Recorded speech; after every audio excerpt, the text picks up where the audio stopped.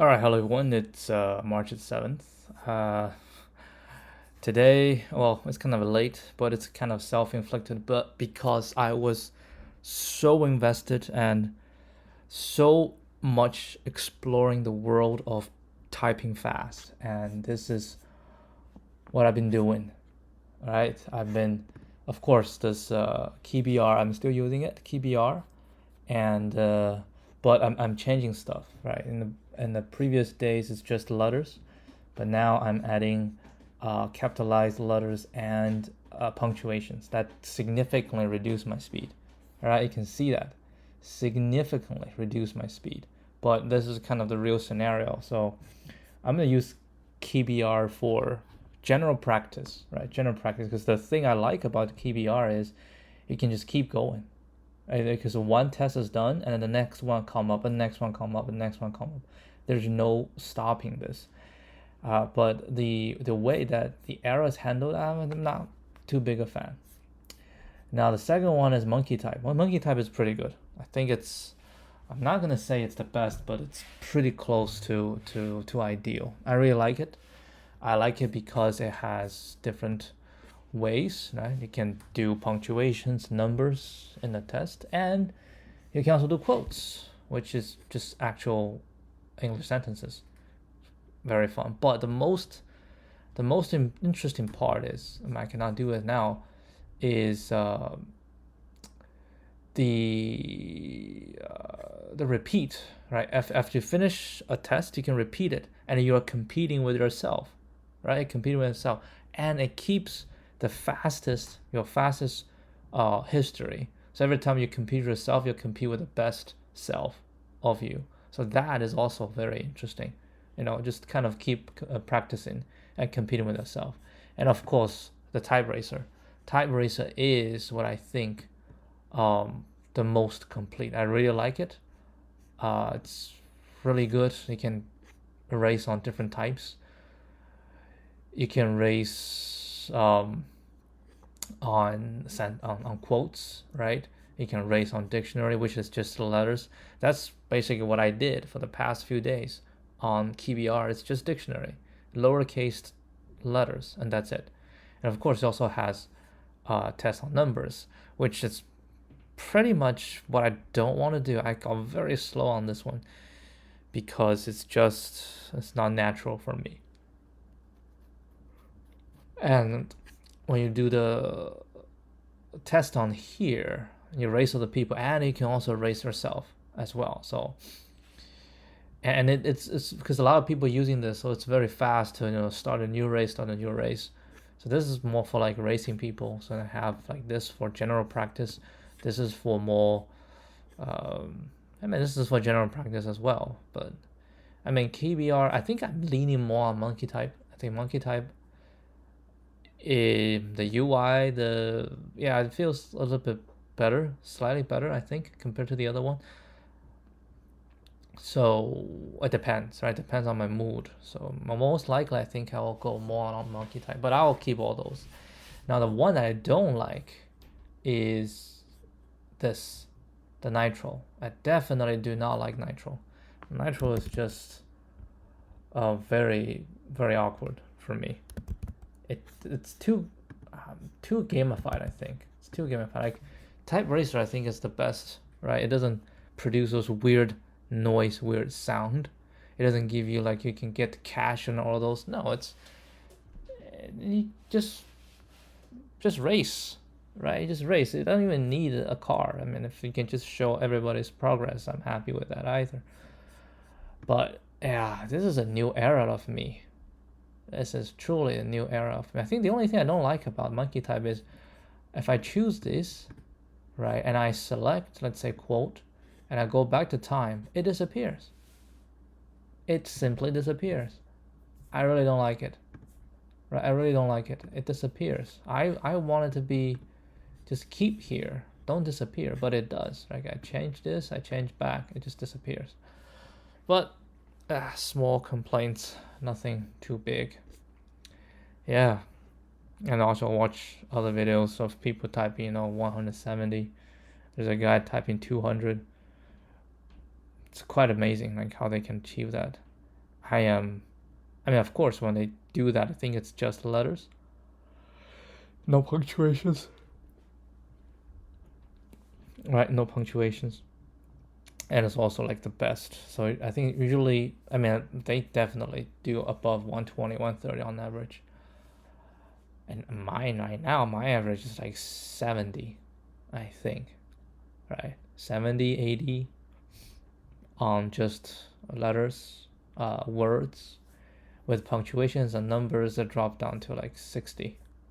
That's pretty rough. And so when you say what's your typing speed, it depends on what you ask, right? What is involved? Is punctuation involved? Is number involved? Is it just random gibberish words, or it's actual sentences? Right? There's a lot of factors in it, but there's a lot of room for me to improve. Mostly, it's not the speed per se, it's my accuracy. I have very terrible accuracy.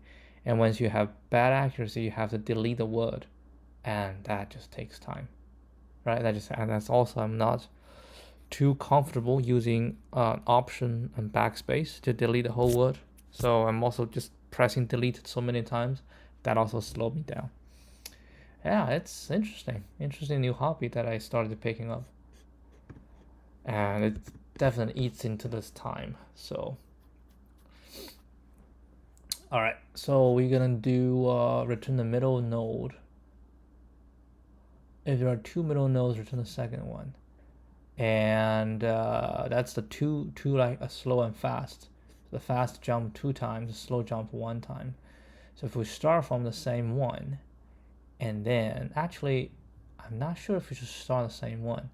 So the fast, like in this case, I go 1, 2. So the fast is 3, slow is at 2. Fast go 1, 2, slow goes to this, and then that's it, right? So when fast reaches the last one, okay.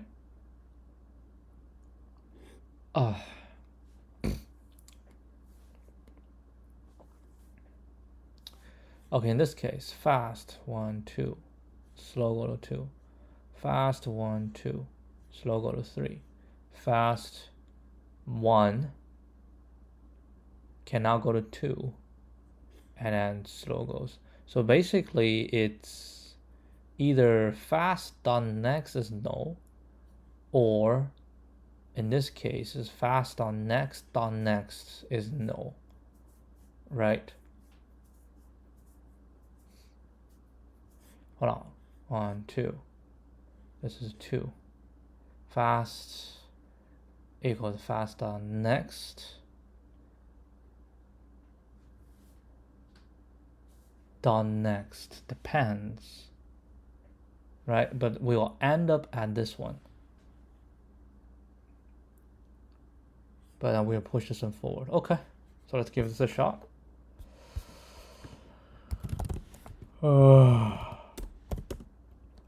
Yeah, I think I'm only gonna do maybe one problem today. I still want to do the Dijkstra for the other one, so maybe we just hit Dijkstra and then call it a day. I still think Dijkstra will work. That was my belief. Alright, so how would you propose to do this? So we're gonna have this node, yeah, like this, just errors, right? Errors I make. Slow list node fast. It's also head. Okay, so while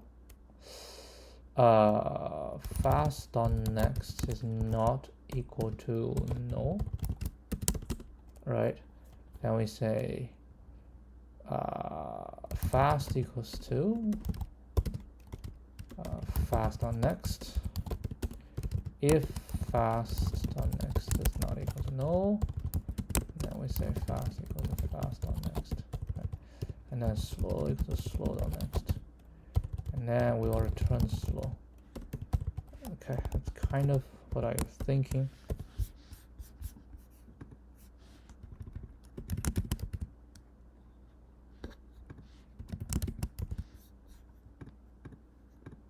Oh, does this work?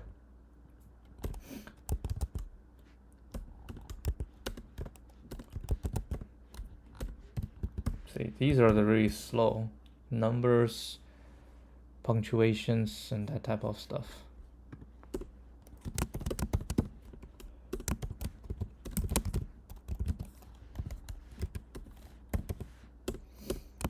Slow and hold on.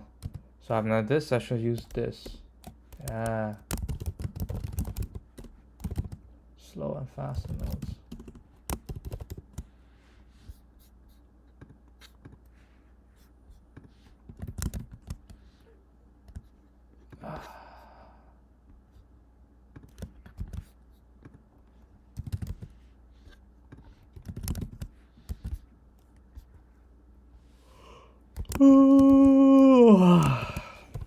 Tired. Okay, so we did this using the other method, so I still want to try. Right, I still want to try because we know what went wrong, right? We know what went wrong. The thing that went wrong is okay, so this is actually solution 1.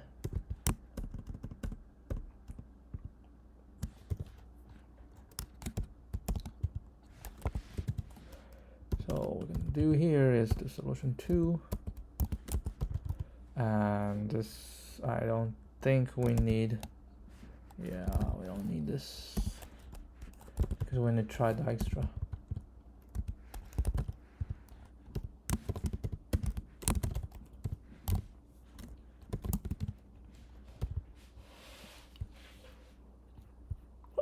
This is where we got wrong. So now we're gonna try Dijkstra. So Dijkstra.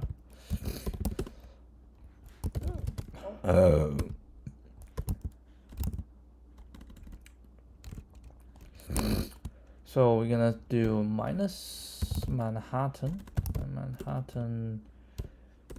0, 0, and 0, 0. Right, this is the Q. And we also need visited. Visited can simply just be, yeah, let's do a set.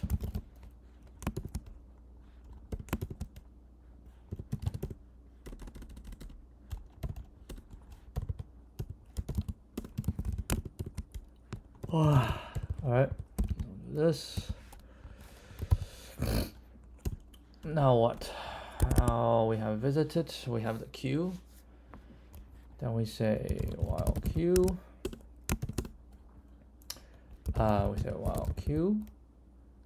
Ooh, hold a second. No, it's not visited. It's going to be safeness. I'll call it DP. I think we call it safeness. Right, equal to 0, right, times n for this in range n, and safeness 0, 0 is gonna equal to Manhattan 0, 0, and we're gonna make this all positive. So while Q and Q 0, 0 is not equal to safeness Q 0, 1 and Q 0, 2. Right, if that is the case, then we say heap Q dot heap pop. We're gonna pop the Q, okay? And then we can have Sij equal to heap Q. Oh, I can directly do it. That's cool. That's good. All right. So now we have Sj, Sij. Now what we're gonna do is to find. All right, we have these before the.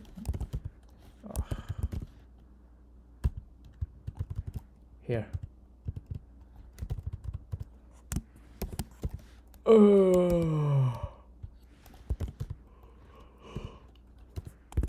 Alright, for this.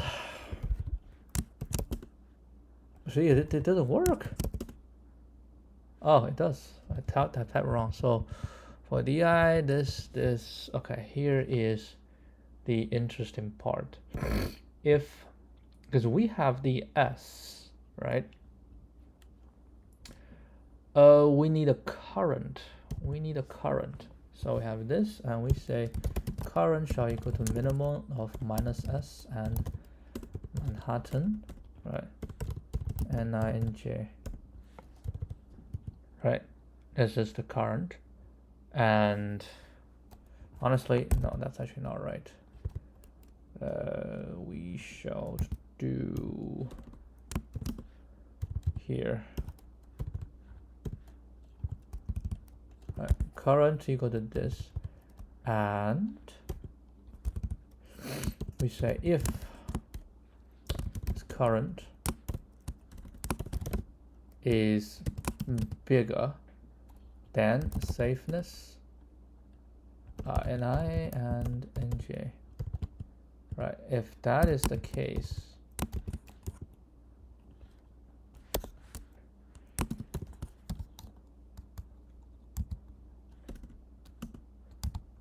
right, if that is the case, then we say safeness NI NJ is going to be equal to current, and we say heap q, heap push q, and then be negative current NI and NJ. I think I missed something, like, actually it's fine.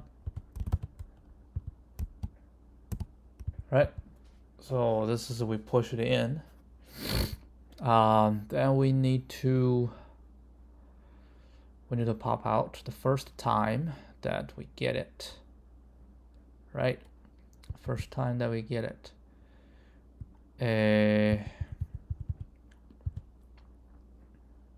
Yeah, I can do it here. I'm gonna say if I is equal to n minus 1 and j is equal to n minus 1, then I return minus s. Doesn't matter, this one will not be hit. We will not hit this line, ideally. Okay. Okay, let's see. Do I have confidence in this? Absolutely not.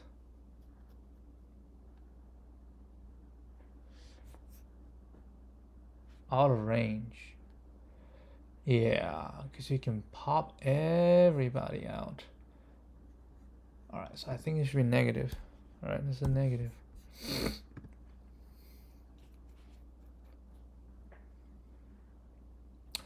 Ooh, wee! Dijkstra works. How about this?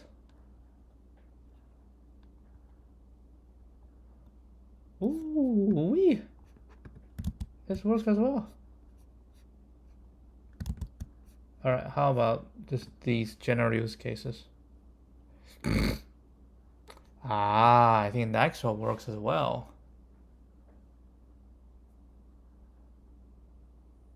Dijkstra works. It's Dijkstra. The only reason that I got it wrong was, so Dijkstra works. Alright. So Dijkstra works. I did try it, right? I did try it yesterday. And before, but it didn't work out. Now that I think about it, oh wait, hold a second. Oh shoot, yeah, it's different. Think about it. The failure was due to the problem of computing the Manhattan matrix. Once we fix that issue, both the binary search and Dijkstra methods work. Yeah, and honestly, I do think Dijkstra is a better solution for this. And there's such BFS and Dijkstra. Yeah, we got this. It's Dijkstra. Took a while for this one, but yeah, it's all right. Okay, let's see if we have any Ghana too. Just take a look at this problem, man. Don't think too much. Just take a look. Okay, maximum elegance of k-length subsequence. You're given a zero-indexed 2D integer array of length n and integer k. Items I, where profit and a category, where profit and category denote the profit and the category of the ith item. Let's define the elegance of a subsequence of items as total profit plus distinct categories squared, where total profit is the sum of all profits and distinct categories, the number of distinct categories from all the categories in a selected sequence.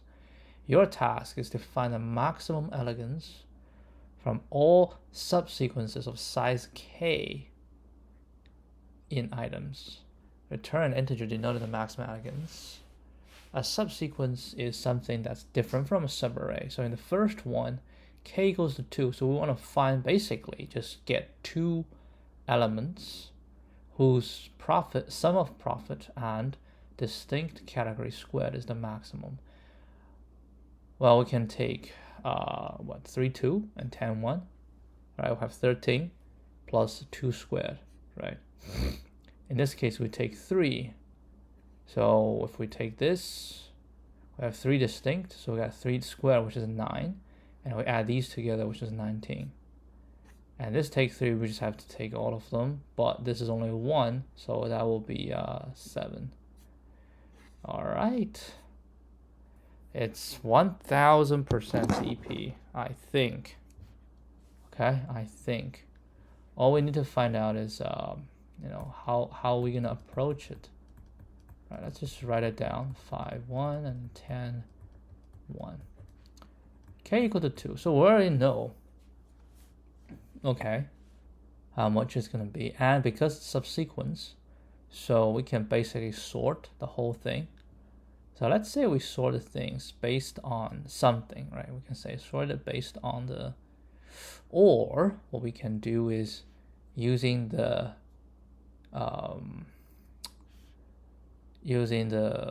category as key. So we have 1, basically we have 5 and 10, and 2 we have 3, right? Now we're saying is we want to find k equal to 2, so you can give me the maximum.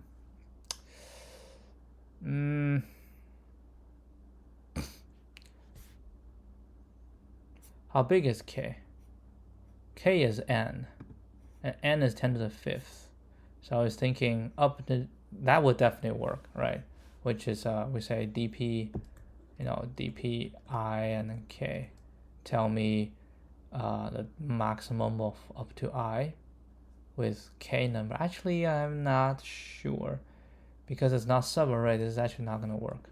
It's a subsequence. Okay, it's a subsequence.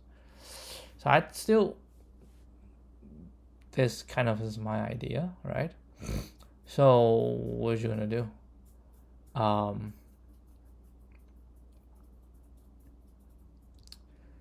Exactly, what are you gonna do?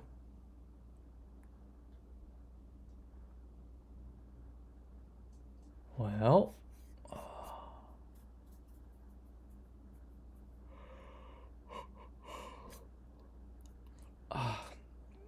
and we have a k already, right? They take length of k. Maybe we sort.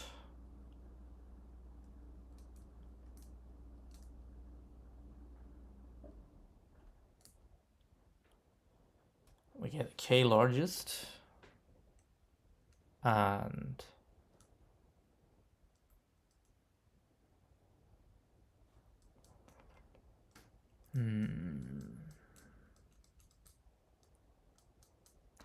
yep. it's one of those DP problems. You need to figure out what type of state you want to recognize. Yeah, the state is the most important for this one.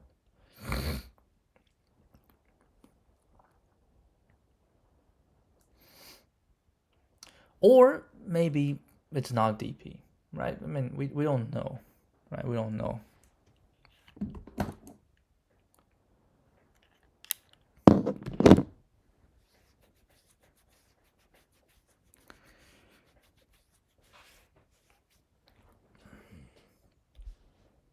Distinct categories.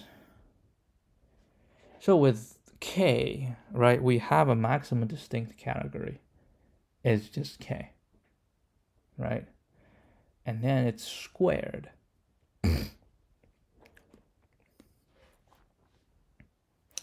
Now we can say at the end, we'll definitely get some distinct categories, right? We don't know what it is, but we know it's going to be from 1 to K. One of them will be the result. Okay, so the number of distinct categories. Okay, the number of distinct categories. So let's say we have that. The number of distinct categories. Okay, then each one will have a bunch of stuff. Then you need to figure out, right? Then you need to figure out which among these to choose, right? So let's say a number of distinct categories, and I have distinct categories, right? If I use a dictionary to align them, and because it has to be that, so we can sort, and we need it to be bigger, right? We need it to be bigger, and we try to see if we can have K. But then you may sacrifice some distinctness if the values are really big, right? If the values are really big. Oof.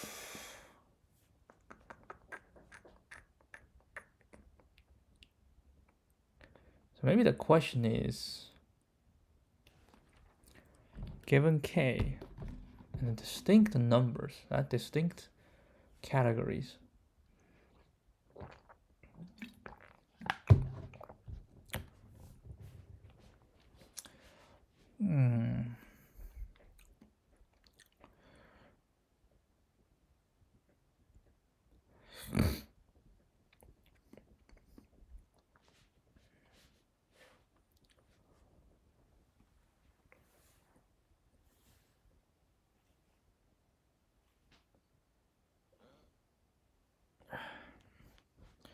so what if I sort based on the score, based on the profit? If I sort based on the profit, some slow to large, then we can argue if the top K elements are all distinct, then that is the maximum value, right? No question about it.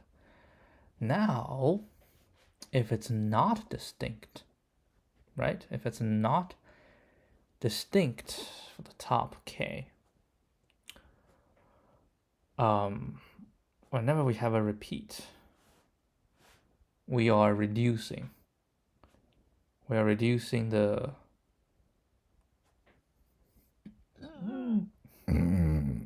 distinct, right?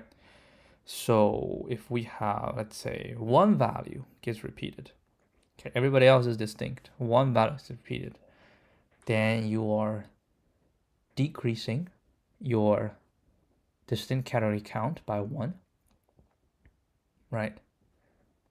Because if you want to keep that, then you get the total of the sum and plus reduced 1 distinct, right? You reduce 1 distinct.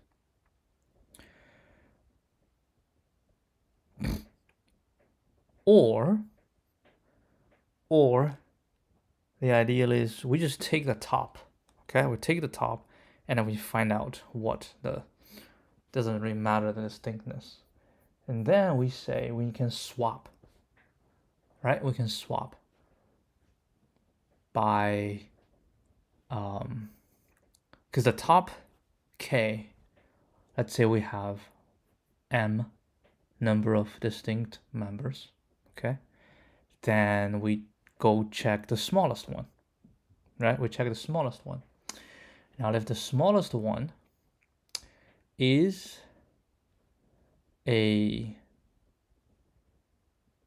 does not like have copies in the categories, so we can say if we ditch that, okay, we ditch that, and then we swap in something that's distinct, that doesn't exist in any of those, okay?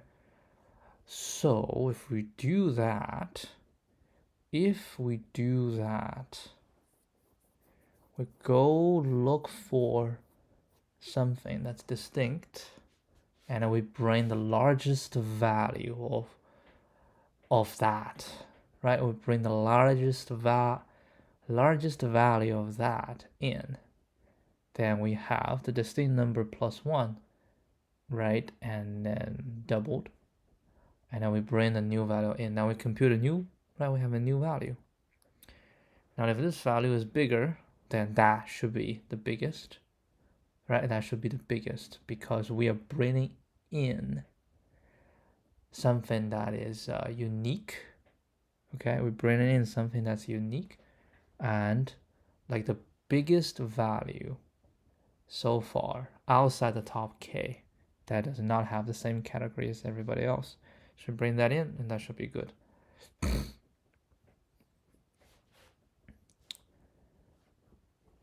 Isn't that just a solution?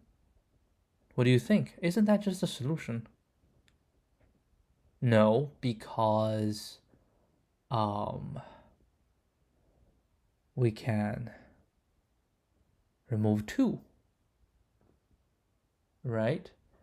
We remove 2 or remove 3, and then we're bringing more. So basically we're saying that we can keep bringing in distinct values, and the distinct values will help us improve, because each distinct value comes in, you are getting you're getting a boost. So we try. So basically every single repeated value can be swapped out.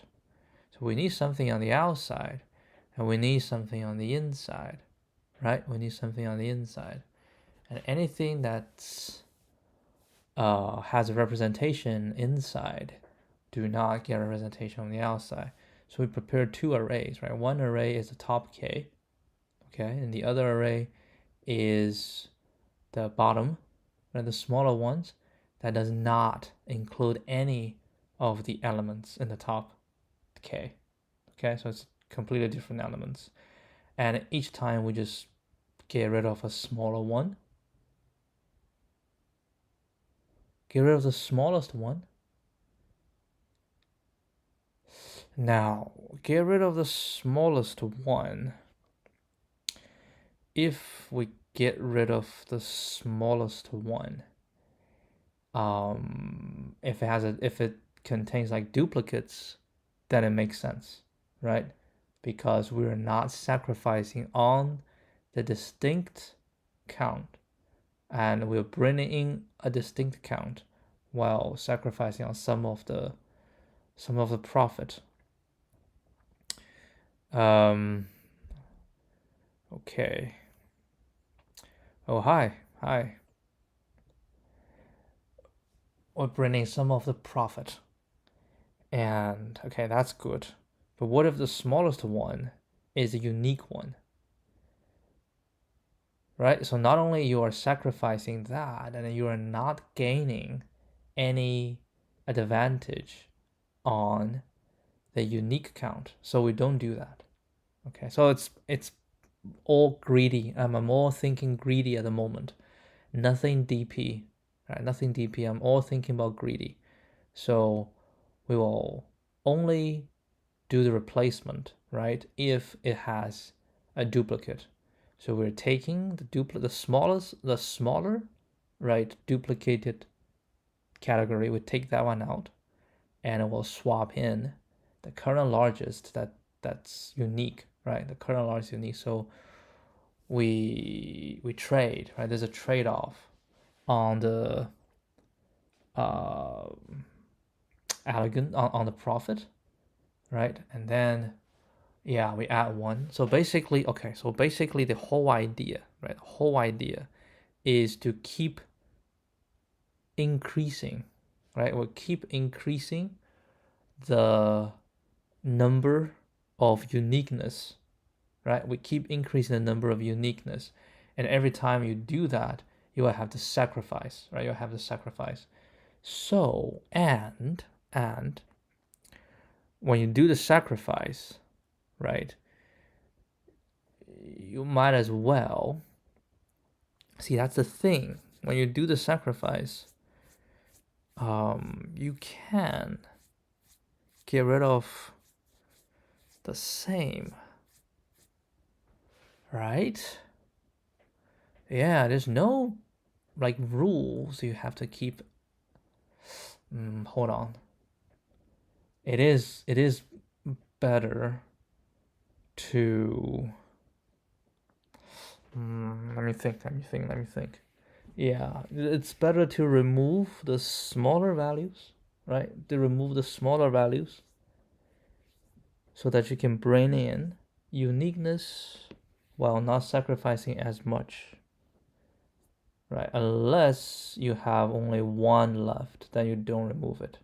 Okay, I think there is an idea. So if I can write it out, right? If I use, it's gonna be a good practice. Yeah, we're not using this. So let's use this as an example, okay? So and we can sort it the way I want it. So the way I want to sort is gonna be, we sort based on the profit. So 2, 2, 3, 1, 3, 1, and a 5, 3, right? So this is how we start. K equal to 3, so I'll grab this part. Okay, so this part tells me they are the largest on the profits, and I'll compute 1 based on this. So this is going to be 3 plus 3 is 6, so 11 plus 2 squared. So this is going to be 15, right? Okay, now I start from the smallest value, and I say, does this has repeat? We check with its neighbor, it does. So we can replace it, okay? We replace it. And of course, when we do this, we need to know, okay, this one contains 1 and 3, right?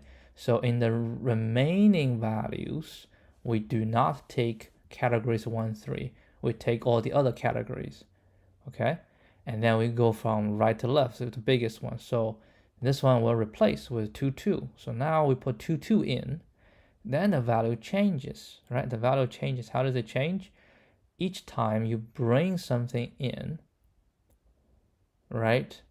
And then, and we are, so we have a -1, right? -1 is this, and then we'll plus.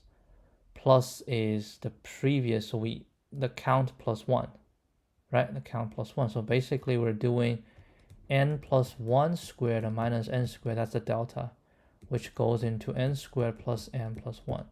So with this plus,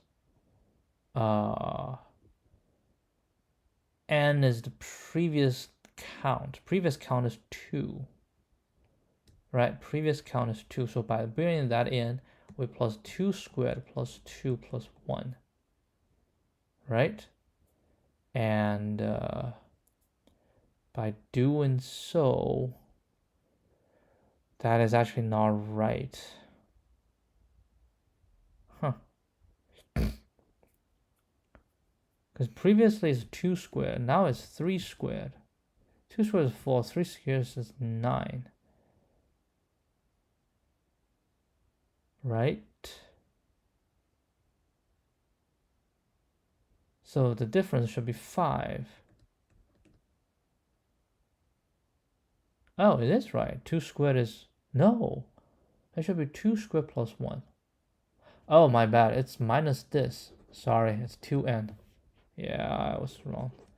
2 times 2 plus 1. So this is plus 4. So it becomes 19. Then we don't have anything. So the answer is 19. Okay, I think the greedy will work, but I'll call it a day today. We'll try to deal with this tomorrow. All right, that will be it for today. I'll see you guys tomorrow.